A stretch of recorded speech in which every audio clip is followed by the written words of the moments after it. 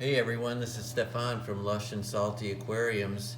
Well, I thought I'd do another species spotlight on this guy, center frame. I see all the other fish, all those other beautiful fish, and this guy will never be called beautiful per se, but in my mind, he's gorgeous, not just because of how unusual his body is, and his temperament, but because he's done this tank an incredible service.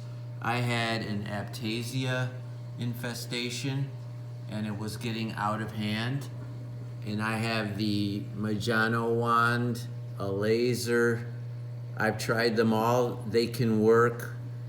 One here, one there, eliminate one here, one there, but any little particle of the Aiptasia anemone released into the water column will just simply find another spot and create its own colony. That's what I was experiencing anyway. But this fish, the Aiptasia Eating Filefish, which is a pretty hardy species, picks on no other fish, and other fish don't even see it because of its camouflage, is an awesome predator of Aiptasia, and he alone is responsible for removing what had to be at least 100 or 200 Aiptasia of all sizes. I mean, I had some that were getting big enough that people thought they were corals, but that fish, while not at first, soon came to get rid of all of them. It was an unusual event in that I had thought it wasn't working, that he wasn't dining on the anemones, and I sort of gave up and was just going to make do with them, assuming they weren't going to hurt anything. Not really.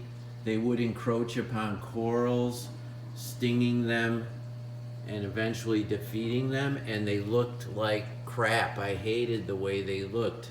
They are one of the pigeons of saltwater reef tanks in that they're not super harmful, but they're ugly, overbearing, and they can take over. They just sort of ghetto the whole tank, in my opinion. They make it a less attractive environment. They have been known to attack a small fish, ill fish. Anything that gets near its tentacles, they will eat. But this guy, thank you for coming front and center, loves to dine on them.